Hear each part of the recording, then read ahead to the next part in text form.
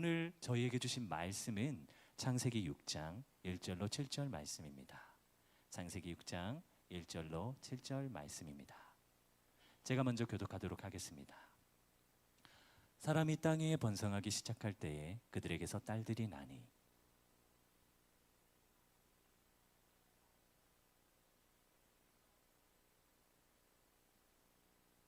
여호와께서 이르시되 나의 영이 영원히 사람과 함께하지 아니하리니 이는 그들이 육신이 됨이라. 그러나 그들의 날은 120년이 되리라 하시니라.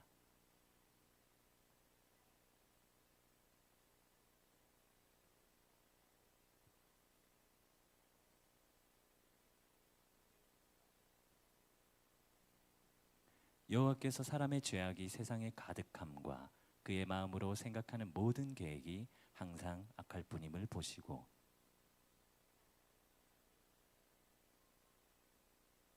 함께 읽겠습니다. 이르시되 내가 창조한 사람을 내가 지면에서 쓸어버리되 사람으로부터 가축과 기는 것과 공중의 새까지 그리하리니 이는 내가 그것들을 지었음을 한탄함이니라 하시니라. 아멘. 오늘의 주제는 여호와의 영이 영원히 함께하지 않으신다라는 주제로 말씀을 이어가 보도록 하겠습니다. 오늘 말씀에 6장 3절 말씀을 보면 이런 말씀이 있습니다. 여호와께서 이르시되 나의 영이 영원히 사람과 함께하지 아니하리니 이는 그들이 육신이 됨이라. 그러나 그들의 날은 120년이 되리라 하시니라. 여호와께서 이제 자신의 영이 우리 사람들과 함께하지 않을 거라고, 그것도 영원히 함께하지 않을 거라고 이렇게 말하고 있습니다.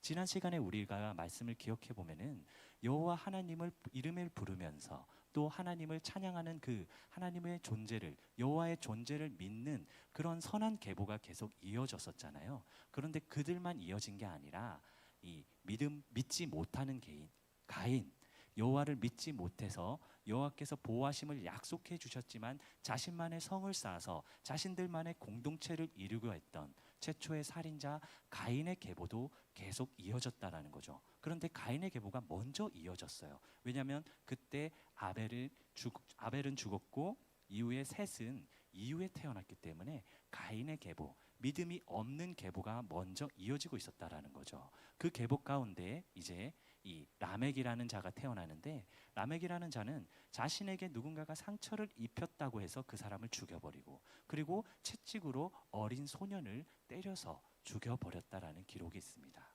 이것이 무슨 뜻이냐면은 당시에 가인이 최초의 살인자면은 이 라멕은 최초의 연쇄 살인마, 사이코패스 같은 그런 존재였죠. 그리고 그 라멕의 이름의 뜻이 지난 시간에 기억하시는지 모르겠는데 강한 자라는 이름을 가졌습니다. 어떠한 이름을 그에게 부여했을 때에는 그 시대 가운데 그런 존재가 필요하다라는 거죠. 우리 아이가 강한 자가 돼서 사냥에도 능하고 전투에도 능한 사람이 됐으면 좋겠어. 그래야 그 시대에서 생존할 수 있는, 살아남을 수 있는 그런 시대였다라는 것을 대변해 주는 것이 그 시대의 이름이라고 볼 수 있습니다. 그에게 축복하여 내려준 이름이 라멕이었다라는 거예요. 근데 실제로 그 이름대로 이 라멕은 정말 강했다고 합니다. 누군가가 상처를 입혔을 뿐인데 그 사람을 그대로 죽일 수 있는, 제압할 수 있는 힘을 가졌다라는 거죠. 그리고 소년, 작은 자라고도 번역할 수 있는데 자기보다 약한 자를 채찍으로 이렇게 다스릴 수 있는 그런 위치에 있던 사람이 바로 라멕이었다라는 것입니다. 그렇게 이 믿음이 없는 계보가 흘러가면서 하나님의 존재를 믿지 못했던 가인의 계보가 이어가는 과정에서 이 최초의 살인자 계보에서 이어지는 게 연쇄 살인마를 낳는 강한 자가 필요로 하는 그런 계보가 이어졌나 하면은 믿음의 계보, 하나님의 여호와의 이름을 부르고 그리고 여호와의 이름을 찬양하면서 그 계보를 계속 이어가다가 하나님과 동행함으로써 하나님의 곁으로 갔던 에녹이 존재하는데, 그 에녹으로 끝나는 것이 아니라 또 이 계보들 속에서는 많은 나이, 900세에 가까운 나이와 900세를 넘는 나이를 살았다라는 것은, 장수했다라는 것은 하나님의 뜻대로 살았다라는 거거든요. 그래서 하나님의 존재를 믿고 의지하고 찬양하면서 살았던 이 믿음의 계보 가운데 맨 아래 뭐가 있죠? 라멕이 있습니다. 라멕은 분명히 강한 자라고 그랬잖아요. 이제 이 믿음의 계보 가운데 하나님의 전능하신 하나님의 존재를 믿고 있는 그들 가운데서도 이제 강한 자를 필요로 했다라는 거예요. 너는 강한 자가 돼서 우리 부족을 지켜야 돼. 그전에는 900세가 넘는 나이를 살면서 오랜 기간, 뭐 1000년이 넘죠. 그런 시간들을 지나면서 이 계보들이 이어졌는데 그때는 하나님만 필요했는데 이제 아니라는 거예요. 이제 다른 부족으로부터, 아마도 가인 계보였겠죠. 가인 부족으로부터 자신들을 지켜야겠다라는 생각이 들었나 봐요. 그래서 그때부터 강한 자를 필요로 했다라는 거죠. 그래서 아들의 이름, 믿음의 계보에서도 동일하게 아들의 이름을 강한 자라는 이름을 가진 라멕을 원했다라는 거죠. 그러면 어떤 사람이 유행했을까요? 힘이 세고 거대하고 장수인 사람들, 용사인 사람들. 오늘 본문 말씀에 명성이 있고 그들은 용사고 명성이 있더라라고 얘기를 하는데 그 명성 누구에게 얻죠? 사람들에게 얻는 거예요. 그래서 사람들에게 인정받는 용사가 그 시대에 가장 유행했는데 그러면서 바로 이 네피림들이 인기를 끌게 됐어요. 이 네피림이라는 이름의 뜻은 이름인지 모르겠는데 그 네피림이라고 명명했던 이 네피림의 의미는 거대한 자, 공격하는 자, 습격하는 자 이런 의미를 가지고 있습니다. 그래서 당시에 이 고대의 이 유물들을 살펴보면은 거대한 사람이 작은 사람들을 이렇게 창으로 찔러 죽이는 이런 벽에 새겨진 유물들을 발견할 수 있는데 그 옆에 보면은 또 이 머리가 길고 치마를 입은 존재는 해치지 않은 모습을 볼 수 있었어요.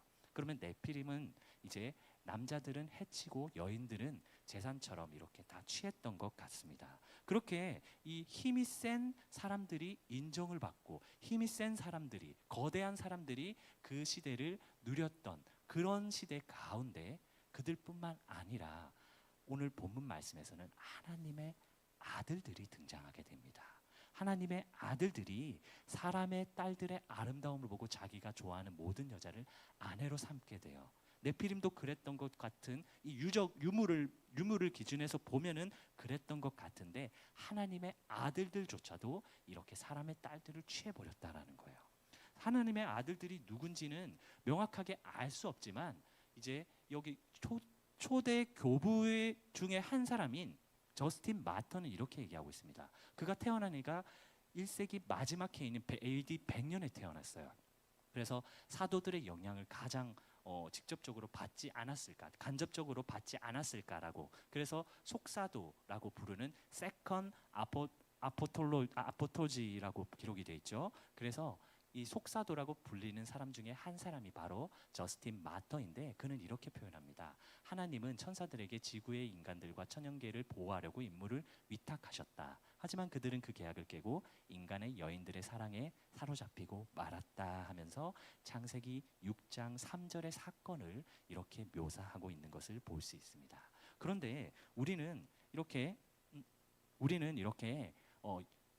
이 천사라고 표현하는 저스틴 마터의 주장에 따르면 천사들이 사람의 딸들의 아름다움에 취해 그들을 취하게 됐다라고 이렇게 표현하고 있는데 우리는 이제 성경을 기준으로 이렇게 말씀을 보아야 되잖아요. 성경에는 뭐라고 돼 있느냐? 성경은 천사라고 돼 있지 않습니다. 그런데 한 가지 영원히 사람과 함께하지 아니하리니 이는 그들이 육신이 됨이라. 육신이 되었기 때문에 하나님의 영이 여호와의 영이 그들과 함께하지 않는다라고 기록하고 있어요. 그러면은 이전에는 육신의 이전 상태였다는 거예요. 육신만 가진 상태가 아니었다라는 거예요. 어떤 상태였죠? 영적 상태였다라는 거예요. 그런데 하나님의 아들들은 영적 상태라고 보고 그러면은 여기에서 또 말하는 것이 사람과 함께하지 않는다 그랬어요. 근데 그들이 육신이 되었다 말하고 있어요. 그러니까 사람들도 육신만 가지지 않은 상태였어요. 성경에서 이것이 기록되어 있을까요? 기록되어 있죠. 창세기 2장 7절 함께 읽겠습니다. 여호와의 하나님이 땅의 흙으로 사람을 지으시고 생기를 그 코에 불어 넣으시니 사람이 생명이 되니라. 여기서 생기라고 번역된 이 단어가 바로 푸노엔 조에라고 해서 푸뉴마라는 어원, 영이라는 어원과 같은 어원을 가진 단어를 여기에서 헬라어로 기록했더라고요. 그러니까 무슨 뜻이냐면은 사람은 영과 혼과 육을 가진 존재였어요. 그런데 지금 우리는 지금도 그런 존재인 것 같은데, 그런데 이 당시에 그들이 육신을 가지게 됐다라고 말하는 거예요. 그래서 그것을 AI에게 그림을 그려보라고 하면 이렇게 표현됩니다. 사람의 모습인데 천사의 모습과도 같은. 이게 성경적이라는 건 아니에요. 그냥 재미로 AI가 표현한 그림을 이렇게 그려봤습니다. 그러면은 천사와 사람이 혼합된 존재, 영적 존재와 육신의 존재가 혼합된 존재, 괜찮은 거 아닌가요? 라고 생각할 수 있어요. 맞죠? 그런데 영적 존재에 누구가 있죠? 사탄이 있는 거예요. 그러면은 창세기 3장에 하나님이 내리신 징벌, 하나님이 사람들이 아담과 하와가 마귀의 미혹으로 인해서 죄를 지으면서 그 문제를 해결하시기 위해서 가장 먼저 행하신 것이 뭐죠? 마귀와 뱀과 여자는 원수가 될 거야. 그리고 뱀의 후손과 여자의 후손도 원수가 될 거야. 그런데 여자의 후손 가운데 예수 그리스도께서 오시잖아요. 그러면은 여자의 후손인 예수 그리스도는 뱀, 마귀 사탄과 원수 관계가 되는데, 만약에 이 영적 존재인, 만약에 하나님의 아들들, 영적 존재였던 하나님의 아들들이 사람의 딸들을 취할 수 있었으면 어쩌면 마귀도 그 사람의 딸들을 취할 수도 있겠다라는 생각을 해볼 수 있다라는 거예요. 성경은 이건 침묵을 하고 있지만 그럴 가능성이 있기 때문에, 그래서일까요? 하나님은 심판을 결심하게 됩니다. 하나님은 징벌하시기 위해 심판을 하신 것이 아니라 어떠한 문제를 해결하기 위해서 심판을 하시는데, 그것이 온 세상의 모든 사람들과 모든 생물들을 다 쓸어버리는 것을 결정하셨다라는 거예요. 그런데 많은 사람들은 여기서 노아 시대 때 이 대홍수 사건만 하나님의 크신 징벌, 하나님이 문제를 해결하는 방법이라고 생각하는데, 그것보다 더 심각한 징벌을 내리시죠. 바로 오늘 본문 말씀, 여호와께서 이르시되 나의 영이 영원히 사람과 함께하지 아니하리니. 노아의 대홍수 사건은 방주로 피할 수 있어요. 그런데 여호와의 영이 우리와 영원히 함께하지 않는데요. 그렇다면 우리가 한번 생각해 볼게요. 여호와의 영이 정말 영원히 함께하지 않을까라고 생각해 볼 수 있는데, 우리는 지금 하나님의 영이 우리와 영원히 함께하고 있는 것 같은데 라는 생각을 할 수 있잖아요. 그런데 여기에 하나님의 말씀에는 1.1획도 제외하면 안 되거든요. 여기에 근데 한 가지 언제부터라는 게 빠져 있어요. 그것이 나중에 신약성경에 기록되어 있는데, 천지가 없어지기 전에는 율법의 1.1획도 결코 없어지지 아니하리고 다 이루리라. 천지가 하늘과 땅이 없어지기 전에는 율법은 뭐죠? 창출 내미신 창세기도 이 율법 안에 들어가요. 토라 안에 들어갑니다. 그런데 이 토라에 기록된 것은 반드시 다 이루어진대요. 하나님은 어떤 분이시죠? 말씀하시면 그대로 이루시는 분. 빛이 있으라면 빛이 생겨버려요. 물이 나눠져라 하면 나눠져요. 그리고 하늘이 생겨버리는 거예요. 땅이 드러나라면 없던 땅이 생기는 거예요. 하나님이 말씀하시면 그것이 반드시 이루어진다는 거예요. 그런데 하나님이 말씀하셨습니다. 뭐라고요? 나의 영이 영원히 사람과 함께하지 아니하리니. 그럼 이 말씀은 언제부턴지는 창세기에는 기록이 안 돼 있지만 마태복음 5장 18절에는 기록되어 있어요. 천지가 없어지기 전에, 하늘과 땅이 없어지기 전에는 언젠가부터는 반드시 여호와의 영이 영원히 우리와 함께하지 않는다고 합니다. 너무 끔찍하지 않나요? 그래서 찾아보니까 성경을 다 뒤져봤어요. 구약에는 여호와라는 기록이 7,000번이 넘게 기록되어 있어요. 근데 신약 성경에는 눈을 씻고 찾아봐도 여호와라는 기록이 없는 거예요. 여호와의 영도 아니고 그냥 여호와라는 그 세 글자가 없어요. 그러면은 구약에는 히브리어로 썼고 신약에는 헬라어로 썼으니까 헬라어의 음값에는 여호와가 없겠지라고 생각할 수 있어요. 그런데 여호사밧도 있고 여호수아도 있는 거예요. 그러면은 헬라어로 이 여호와를 표현할 수 있다라는 거예요. 그런데 기록이 없네요. 단 한 번도.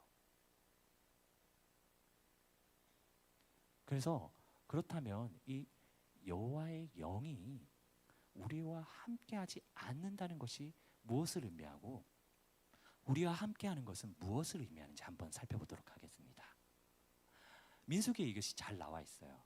여호와께서 모세를 불러다가 모세에게 명령을 합니다. 야, 너 70 장로들을 모아봐라. 그들을 모아서 내가 내게 임한 모세 너에게 임한 영을 그들에게도 임하게 할게. 그래서 그들이 너와 함께 백성의 짐을 담당하게 하고 너 혼자 담당하게 하지 않을게 라고 이렇게 모세에게 약속을 줍니다. 모세는 그럼 순종하는 자잖아요. 그리고 이미 여호와의 영이 임한 자잖아요. 먼저 여호와의 영이 임하면 모세와 같은 사역자가 될 수 있다라는 거예요. 귀하게 쓰임 받을 수 있다라는 거예요. 하나님의 큰 일을 할 수 있다라는 거예요.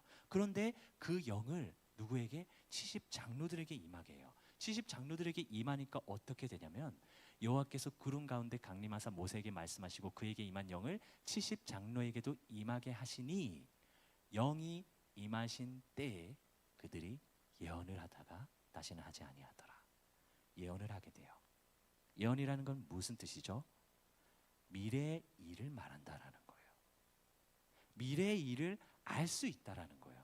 내가 내일 어떤 일이 있을지 안다라는 거예요.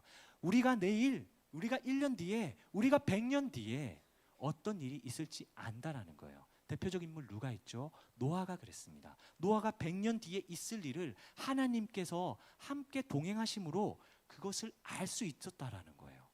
그것이 여호와의 영이 임한 상태라는 거예요. 미래의 일을 아니까 내일 만약에 이 길로 가다간 교통사고가 있을 것 같아요. 그럼 그 길로 가나요? 안 가나요? 안 가죠. 그리고 1년 뒤에 내가 뭔가 병에 걸릴 것 같아요. 무엇을 잘못 먹어서 예를 들어서 비브리오 폐혈증에 걸릴 것을 미리 알게 됐어요. 그러면 그 음식을 안 먹으면 되잖아요. 잘하면 죽지 않을 것 같아요. 영원히 살 수도 있을 것 같아요. 만약에 진짜 영원히 여호와의 영이 임한다면 하나님 나라에서는 우리가 그렇게 될 줄 믿습니다. 아멘. 그렇게 여호와의 영이 임하면 이렇게 될 뿐만 아니라 또 하나님께서 이렇게 말씀이다. 그래서 이것뿐만 아니라 내가 강림하여 거기서 너와 말하고 내게 임한 영을 그들에게 임하게 하리니 그들이 너와 함께 백성의 짐을 담당하게 한다. 그러니까 하나님의 영이 여호와의 영이 임하면 백성의 짐도 담당할 수 있대요. 다른 사람의 짐도 담당할 수 있다라는 거예요. 그리고 신약 성경에 뭐라고 나와 있죠? 오직 성령이 너희에게 임하시면 너희가 권능을 받고 예루살렘과 유대와 사마리아와 땅 끝까지 이르러 내 증인이 되리라. 권능을 받을 수 있대요. 그리고 증인이 될 수 있대요. 예수 그리스도의 증인도 되고 권능을 받을 수 있다라는 거죠. 그리고 이제 오순절날 마가의 다락방에서 그들이 기도하면서 성령이 머리 위에 이렇게 하나씩 불꽃 같은 성령이 앉게 되는데 그들이 성령 충만함을 받고 성령이 말하게 하시는 상태가 되었다고 합니다. 어떤 말을 하시게 됐냐? 하나님의 크신 일을 말하게 됐다고 합니다. 오순절날 마가의 다락방에서 그들이 방언을 했는데 그 방언이 그냥 방언이 아니라 하나님의 큰 일을 말하게 되었다라고 말하는 거예요. 어떤 사람들이 그렇게 얘기하더라고요. 나는 방언을 받는 기도를 원한다고, 기도를 한다고. 그런데 저는 여러분들께 이런 걸 권하고 싶어요. 방언을 구하지 마시고요. 성령을 구하는 여러분들이 되시길 간절히 소망합니다. 이렇게 성령이 임한 사람은 방언은 반사적으로 나올 수 있고 그 입술에서 하나님의 큰 뜻이 나온다라고 말하는 거예요.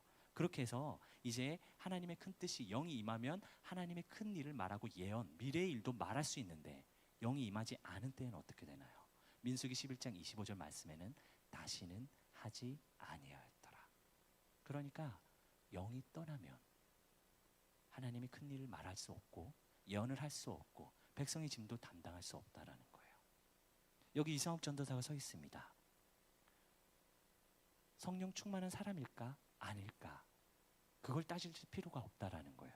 순간적으로 영이 임한다라는 거예요. 순간적으로 이상욱 전도사에게 임했을 때 하나님의 큰 일을 말할 수도 있고요.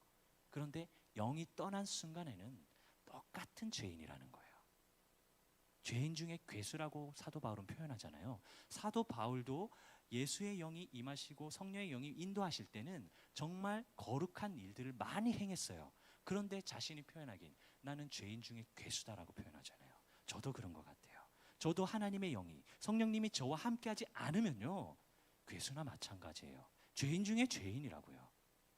그렇게 여호와의 영이 우리 곁에 영원히 함께하지 않는다라는 것은 죄인 중에 괴수가 되는 그런 상태가 될 수 있다라는 거예요. 그런 시대가 바로 노아의 대홍수 사건 이전의 상태였다라는 거예요. 여호와의 영을 찾았잖아요. 여호와의 이름을 부르고 여호와를 찬양하면서 그런 선한 믿음의 계보를 이어가다가 나중에는 하나님을 의지하는 게 아니라 야, 네가 강한 자가 돼서 네가 우리 부족을 지켜야 돼. 사람을 믿기 시작한 거예요. 사람을 의지하기 시작한 거예요. 그런 상태가 계속되니까 나중에는 서로 다투고 싸우다가 나중에는 거대한 사람, 힘센 사람, 싸움을 잘하는 용사들이 명성을 얻게 되는 그런 시대가 됐다라는 게 바로 창세기 6장 전반부 사건이라는 겁니다. 그 시대가 그랬다라는 거예요. 하나님이 이대로 두면 어떻게 될까요?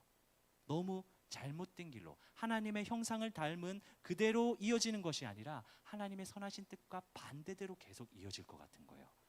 안 될 것 같은데. 그래서 노아를 선택하시잖아요. 그리고 심판을 하십니다. 분명히 노아는 하나님과 동행하는 자였어요. 그렇죠? 그런데 하나님과 동행한 결과는 어떻게 됐었죠? 오늘 말씀 전반부에 에녹 이야기가 나왔잖아요. 에녹은 하나님과 동행함으로 하나님 나라, 하나님 곁으로 가게 됐어요. 원래 하나님과 동행한 자는 그런 결과를 얻었는데 노아는 하나님 곁으로 가지 않았어요. 왜? 하나님이 쓰시기 위해서. 그렇게 하나님이 쓰시기 위해서 노아의 방주를 거대한 방주를 100년 동안 순종함으로 하나님과 동행함으로 100년 동안 그 방주 구원의 방주를 건축하게 되었다라는 겁니다. 그런데 두 가지 심판 중에 하나의 심판은 여전히 남아 있잖아요. 나의 영이 여호와의 영이 영원히 사람과 함께하지 아니하리니. 그래서 언제부터? 신약 성경부터는 여호와가 단 한 번도 기록되지 않은 끔찍한 결과를 낳게 되었다라는 겁니다. 그럼 이대로 되면 안 되잖아요. 이것이 하나님의 뜻이에요. 하나님이 어떤 문제를 해결하시는 분이시지 하나님이 심판하는 분이 아니라면서요. 전도사님 좀 전에 얘기했잖아요. 그런데 이건 하나님의 심판인데요. 너무 끔찍하잖아요. 하나님 이런 분이었네. 구약의 하나님 무서운 하나님이었네. 라고 생각할 수 있어요. 근데 하나님은 기다렸었던 것 같아요. 뭐를? 한 사람의 기도를. 자신은 이렇게 결정하셨지만 하나님께서 심판을 결정하셨지만 이 문제를 해결할 방법은 다 쓸어버린 것밖에 없어서 그리고 나의 영이 떠나는 것밖에 없어서 그것을 선택하셨는데 왜? 그 죄악에 빠진 그 상태에서 여호와의 영이 임하면요 영원히 살게 되잖아요. 그러면 죄악 가운데 빠진 상태에서 영원히 살면 어떻게 돼요? 너무 끔찍하잖아요. 하나님의 뜻이 아니잖아요. 그래서 하나님이 그것을 어쩔 수 없이 결정하셨는데 하나님이 한 사람의 기도를 기다리시게 돼요. 그 기도를 누가 하실까요? 모세가 하게 됩니다. 그 기명된 자 중 엘다시라 하는 자와 메다시라는 하는 자 두 사람이 진영에 머물고 장막에 나아가지 아니하였으나 그들에게도 영이 임하였으므로 진영에서 예언한지라. 이제 엘닷과 메닷이 예언을 하게 되는데 한 꼬마가 모세에게 달려와서 엘닷과 메닷이 진중에서 예언을 합니다 라고 하니까 아직 성령 충만받지 못한 여호수아가 나중에는 충만받게 됩니다. 그때 모세여 그들을 말려야 합니다. 저렇게 두면 안 돼요. 그거는 모세 당신만 하는 거죠. 그런 말은 없어요. 그런 뉘앙스로 말하지 않았을까라고 생각합니다. 그런데 모세가 여기서 이런 말씀을 선포합니다. 모세는 알았거든요. 모세는 하나님의 영이 여호와의 영이 자신에게 임해서 보잘것없는 자신을 어떻게 인도하시고 어떻게 사용하셨는지 보셨거든요. 그리고 70 장로들에게 임했을 때 미래에 알 수 없었던 미래의 일을 예언하는 걸 보았거든요. 그래요? 야 여호수아야 네가 나를 질투해? 아니야. 여호와께서 그의 영을 그의 모든 백성에게 주사 다 선지자가 되게 하시기를 원하노라. 이것을 기도하게 돼요. 선지자는 미리 안다라는 뜻이에요. 그러니까 예언자와 같은 맥락을 가지고 있어요. 그래서 이 모든 사람들이, 이스라엘의 모든 사람들이, 모든 백성들이 다 선지자가 되고 여호와의 영이 임한 상태가 되길 원한다라는 거예요. 하나님이 누군가 기도하시면, 하나님의 백성이 기도하면 그것을 듣고 계시잖아요. 그것을 들으니까 이제 하나님이 그러면 기도했으니까 그 기도에 대한 응답을 하셔야 되잖아요.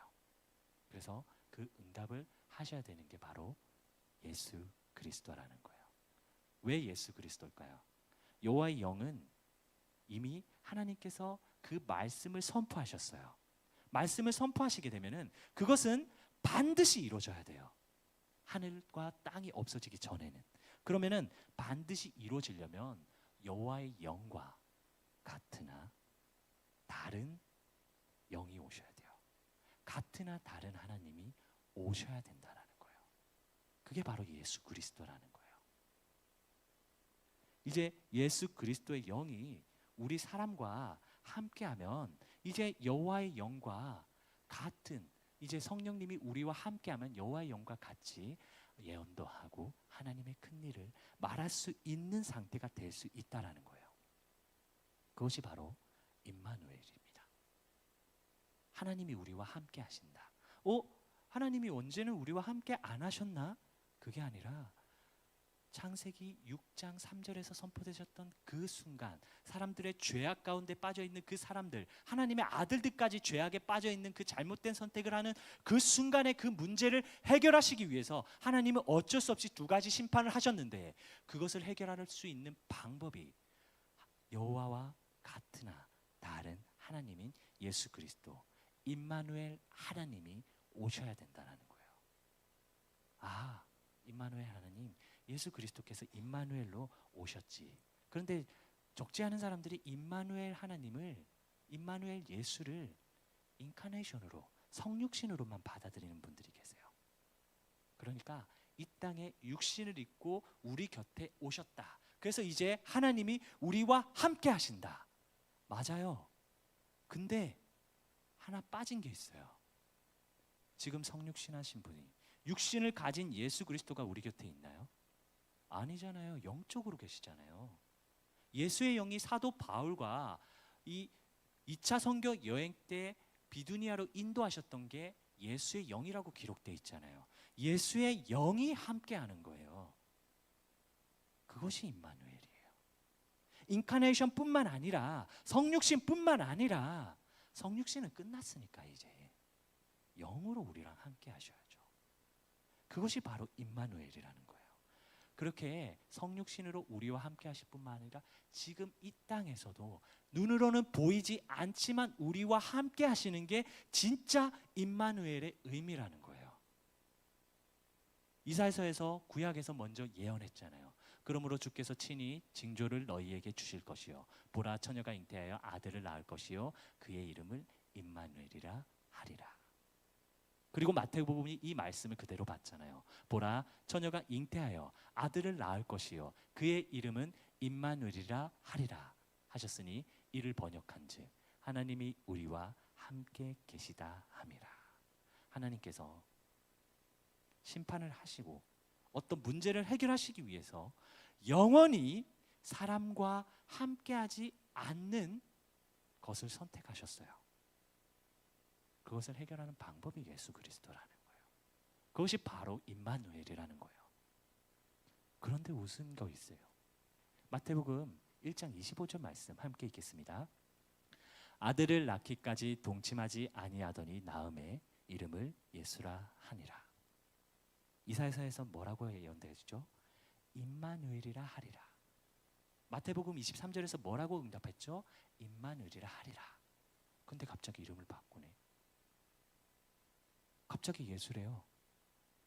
이거 그러면은 유대인들의 입장에서는 그럴 거예요. 예수잖아. 임마누엘 아니잖아. 예수인데 이름이 예수인데 그냥 임마누엘이라는 별칭을 붙이면 그게 예언에 약속된 말씀 맞아? 율법에 약속된 말씀 맞아? 이사야서에 약속된 말씀 맞아? 그 사람 아닌 거 아니야? 라고 생각할 수 있어요. 저도 그게 궁금하더라고요. 왜 이름을 2개 줘가지고 하나만 주면 되는데 왜 2개 주셔가지고, 그것도 천사가 준 거잖아요. 그래서 좀 더 찾아보니까 이 여호수아라는 이름이 아까 신약 성경에 기록되어 있다 그랬어요. 신약 성경에 여호와는 기록되어 있지 않아요. 그런데 여호수아는 기록되어 있는데 이 여호수아가 예수라고 기록되어 있어요. 헬라어로는 예수 그리스도나 여호수아나 똑같이 한 글자도 틀리지 않는 예수스라고 기록이 되어 있어요. 그래서 구약의 히브리어를 찾아보니까 여호수아가 아니라 예호수아고 여호와가 아니라 예호와예요. 그래서 그 음값을 쫓아가니까 예호와 야사가 예호수아예요. 그러니까 여호와의 구원이 여호수아라는 이름의 뜻을 가졌다라는 거예요. 그런데 예수가 이름의 뜻이 뭐라 그랬죠? 우리를 구원하신다라는 이름을 뜻을 가지고 있잖아요. 그래서 그 이름의 뜻이 바로 예수라는 것이고, 그리고 이것이 끝난 것이 아니라 민수기 27장 18절 함께 읽도록 하겠습니다. 여호와께서 모세에게 이르시되 눈의 아들 여호수아는 그 안에 영이 머무는 자니 너는 데려다가 그에게 안수하고. 모세에게 여호와께서 말씀하시는데 모세의 후임자로 결정을 하시는 것을 여호수아로 결정하셨어요. 왜? 그 안에, 여호수아 안에 여호와의 영이 머물고 있대요. 그런데 원어 성경을 찾아보니까 머무는 정도가 아니라 그 안에 영이 있다라고 기록이 되어 있어요. 그 안에 여호와의 영이 있는 자래요. 그 이름이 뭐라고요? 여호수아래요. 그 이름이 예호수아래요. 그 이름이 신약 성경에 무슨 이름이라고요? 예수래요. 예호수아, 예수아, 예수 다 같은 발음인데 시대적으로 장소와 지역과 언어에 따라서 약간의 차이가 있을 뿐이지 같은 이름이라는 거예요. 그걸 누가 알고 있다? 유대인들은 알고 있어요. 이스라엘 백성들은 알고 있어요. 민수기의 이 사건을 보고 기록되어 있는 이 율법에 있는 기록을 알고 있어요. 그들이 알고 있으니까 이 말씀이 우리에게까지 전해진 거잖아요. 그 예수의 이름이 그 안에 여호와의 영이 있는 자라고 합니다. 그것이 율법에 기록되어 있으면 천지가 없어지기 전까지는 율법에 있는 일들은 다 이루어지잖아요. 그러면은 예수라는 이름을 가진 그 자가 그 안에 여호와의 영이 있다라는 거예요. 그래서 예수, 임마누엘 예수일 뿐만 아니라 그 예수라는 이름이 있는 자가 민수기 27장 18절의 말씀에 근거해서 그 이름을 가진 자 안에 영이 있으니까 그가 임마누엘이야 라고 지금 성경은 말하고 있다라는 거예요.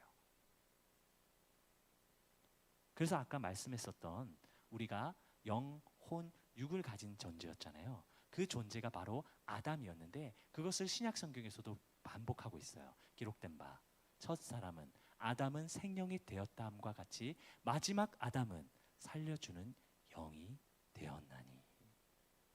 살려주는 영이 어떻게 됐다고요? 영이 들어왔다고요? 아니면 영이 그 안에 있다고요? 아니래요. 그분이 그냥 그 영 자체래요. 그 영이 되었대요. 그러니까 여호와의 영과 같은 존재가 되었대요. 여호와의 영이 들어가 있는 게 아니에요. 그럼 모세와 같은 사람이죠. 여호수아와 같은 사람이죠. 근데 그 영 자체가 됐대요. 그게 예수 그리스도래요.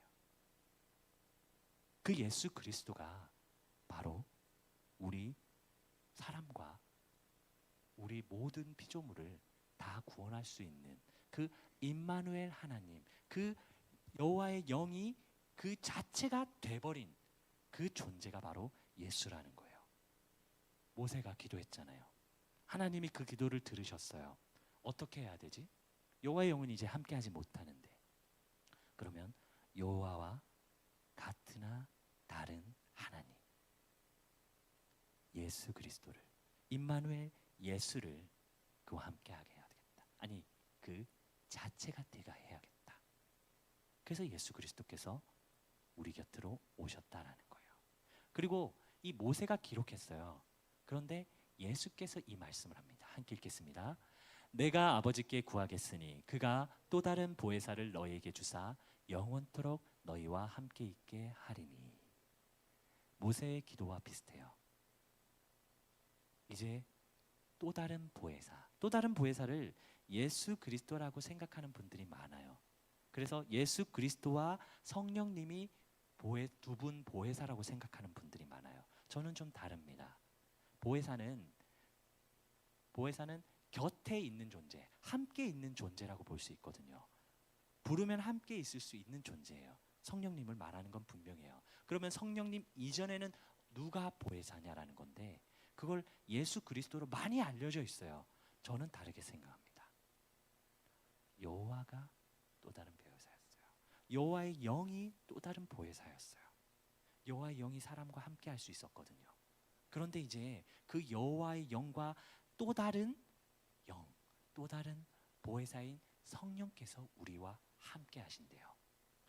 이게 어떻게 가능할까요? 예수 그리스도께서 그 안에 여호와의 영이 들어갔잖아요. 여호와의 영과 같은 존재가 됐잖아요. 그런데 예수 그리스도께서 어떻게 되셨죠? 십자가에 달려 죽으셨어요. 이제 육신이 사라지게 돼요. 그 예수 그리스도, 성육신한 인카네이션 된 그 예수 그리스도의 육신 안에 여호와의 영이 있는 건데, 그분이 십자가에 달려 죽으셨어요. 그럼 그 영 어디로 가요? 함께 읽겠습니다. 그러나 내가 너희에게 실상을 말하노니 내가 가는 것이 너희에게 유익하니라. 내가 떠나가지 아니하면 보혜사가 너희에게로 오시지 아니할 것이요 가면 내가 그를 너희에게로 보내리니.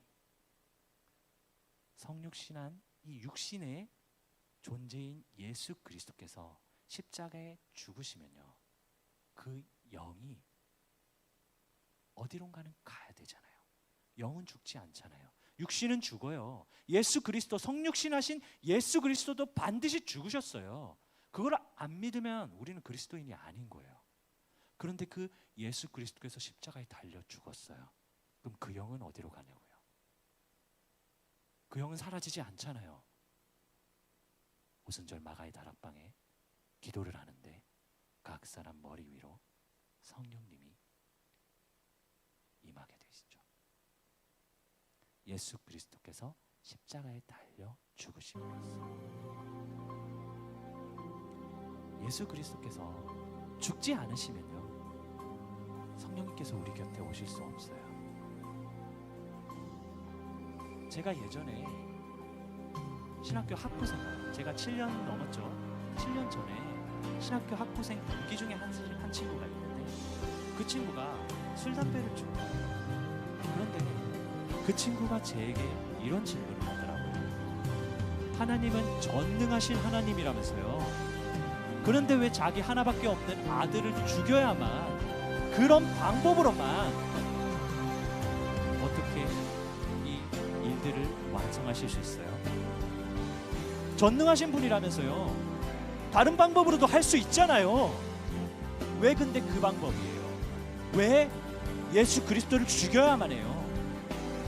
그 예수 그리스도께서 우리와 영원히 함께 했으면 지금보다 좋은 세상이 될 수 있지 않나요? 근데 왜 죽여요? 전능하신 분 맞아요? 제가 그 친구의 말을 듣고 정말 오랫동안 고민한 것 같아요. 그러네. 전능하신 하나님인데 예수 그리스도를 우리와 함께 곁에 두고 죽지 않고 영원히 우리 곁에 함께 하면서 이 일들을 해결해 나갈 수 있을 건데 왜 예수 그리스도를 죽였지? 전능하신 분이면 그 방법 아니고도 다른 방법으로도 할 수 있을 건데 왜 그걸 선택하셨지? 전능하신 분인데. 그러고 묵상한 게 오늘 말씀입니다. 예수 그리스도께서 죽지 않으시면 나의 영이 영원히 사람과 함께하지 아니하리니라는 그 창세기 6장 3절 말씀대로 하나님의 영이, 여호와의 영이 우리와 함께하지 못하는 거구나. 그 말씀대로 그대로 이 세상이 끝나버리는구나. 그러면 우리는 영원히 살 수 있는 존재가 되지 못하는구나. 그걸 깨닫게 해주셨어요. 그러면 그 방법을 바로 이 땅에 성육신 하셔서 이 땅에 오신 후에 여호와의 영이 그 안에 임하실 뿐만 아니라 그 영 자체가 되시고 그가 다시 십자가에 죽으심으로 그의 영이 각 사람 곁으로 임하실 수 있는, 태초에 하나님이 계획하셨던 그 영원한 상태로 될 수 있는 그런 은혜를 우리에게 베푸셨다는 것. 기도하겠습니다.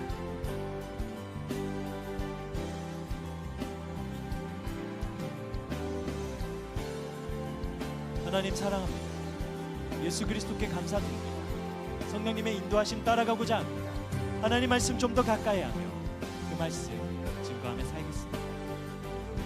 오늘 저에게 주신 이 말씀, 여호와의 영이 우리와 영원히 함께하지 않으면 그것이 무엇을 뜻하는지, 어떤 상태가 되는지를 깨닫게 하시고 그 말씀 가운데 이 문제를 해결하기 위해서 무엇을 내어주셨는지, 하나밖에 없는 예수 그리스도를 내어주는 그런 결단을 하시게 되는 그런 하나님의 은혜와 사랑을 우리들이 기억하게 하시고, 그 은혜와 사랑을 저희들만 아는 것이 아니라 세상에 나아가 또 다른 사람들에게 그 말씀을 전하며 예수 그리스도를 전하며 성령 하나님 또 다른 보혜사를 전하며 살아가는 우리들의 입술이 되게 하시고, 우리들의 발걸음이 되시게 하시고, 우리들의 시선과 우리들의 손짓과 우리들의 마음과 우리들의 모든 것을 성령 하나님께서 우리들을 주관해 주시는 그런 삶을 살아갈 수 있도록 붙들어 주시고